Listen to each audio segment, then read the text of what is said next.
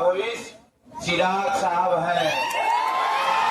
केंद्र में जा करके हम लोग परिस्थितियां बनावेंगे कि बिहार का अगला भविष्य चिराग साहब है। पर वोट दीजिएगा तो 3 को मिलेगा, कलाई छाप कर दीजिएगा तो सुरेंद्र को मिलेगा।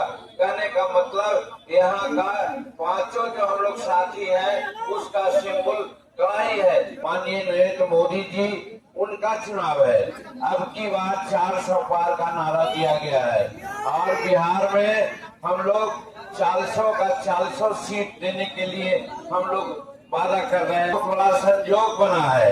400 पार की बात कही गई है, 40 सीट लेने की बात की गई है और 4 जून को रिजल्ट होने वाला है और ईवीएम में 4 सीरियल पर ही कड़ाई छाप है। नमस्कार, आप लाइव बिहार देख रहे हैं। मैं हूं राजमोहन तिवारी। देखिए, बिहार में लोकसभा चुनाव को लेकर प्रथम चरण की वोटिंग 19 अप्रैल को होनी है और ऐसे में तमाम जो एनडीए और महागठबंधन खेमे के नेता हैं वो लगातार इस वोटिंग से पहले उन क्षेत्रों में कैंप किए हुए हैं जहां चुनाव होने वाला है। नवादा, औरंगाबाद, जमुई और गया में वोटिंग से पहले नेताओं का दौरा बढ़ गया है और ऐसे में अब जो एनडीए खेमा है वो जीतन राम मांझी को जिताने के लिए पूरा दम लगा रहा है। जेडीयू, बीजेपी, उपेंद्र कुशवाहा की पार्टी, चिराग पासवान, पशुपति पारस भी अब जीतन राम मांझी को जिताने के लिए गया में पूरा जोर शोर के साथ प्रचार प्रसार करते नजर आ रहे हैं। लेकिन आज जीतन राम मांझी के पक्ष में प्रचार करने लोजपा रामविलास के राष्ट्रीय अध्यक्ष चिराग पासवान पहुंचे थे और चिराग पासवान को देखने के लिए किस प्रकार की भीड़ उमड़ी हुई थी, किस प्रकार का माहौल गया में देखने को मिला, उसका एक तस्वीर भी हम आपको दिखा रहे हैं। लेकिन सबसे बड़ी बात यह है कि आज जीतन राम मांझी ने चिराग पासवान के सामने ही उन्हें बिहार का भविष्य बता दिया है। जाहिर है वो ये इशारा करने की कोशिश कर रहे हैं कि अब बिहार में अगर कोई अगला सीएम बनेगा तो वो चिराग पासवान ही हो सकते हैं। और चिराग पासवान को लेकर जीतन राम मांझी ने आज क्या कुछ कहा है अपने जनसभा में गया में, वो पहले आप सुनिए। करना चाहेंगे कि जो आज अध्यक्षता संजीव पासवान जी कर रहे हैं और मुनेश्वर पासवान जी संचालन कर रहे हैं और चिराग जी माननीय सांसद राष्ट्रीय अध्यक्ष आए हुए हैं, श्रीमती रानी चौधरी जी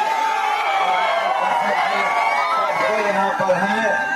आप लोगों से यही अनुरोध करना है कि ये जो चुनाव है ये राष्ट्रीय हमारे जो नेता हैं माननीय नरेंद्र मोदी जी उनका चुनाव है। अब की बात 400 पार का नारा दिया गया है और बिहार में हम लोग 400 का 400 सीट देने के लिए हम लोग वादा कर रहे हैं और इसी में सब कोई हम लोग अपने अपने क्षेत्रों में लड़े हुए हैं। देखिए, 4 का एक बहुत बड़ा संयोग बना है। 400 पार की बात कही गई है, 40 सीट लेने की बात की गई है और 4 जून को रिजल्ट होने वाला है और ईवीएम में 4 सीरियल पर ही कड़ाई छाप है। इसलिए 4 का हम लोगों को कड़ाई छाप पर मानना चाहिए। कड़ाई छाप पर ही है दीजिएगा वोट तो कमल को मिलेगा, कड़ाई छाप पर वोट दीजिएगा तो वोट दीजिएगा तो 3 को मिलेगा, कड़ाई छाप पर दीजिएगा तो सुरेंद्र को मिलेगा। कहने का मतलब यहाँ का 5 जो हम लोग साथी हैं उसका सिंबल कड़ाई है। इसलिए 19 तारीख को कड़ाई छाप पर वोट दीजिए। नरेंद्र मोदी जी को और नीतीश कुमार जी को हाथों को मजबूत कीजिए और फिर जैसा कि मुकेश जी ने कहा बिहार का भविष्य चिराग साहब है।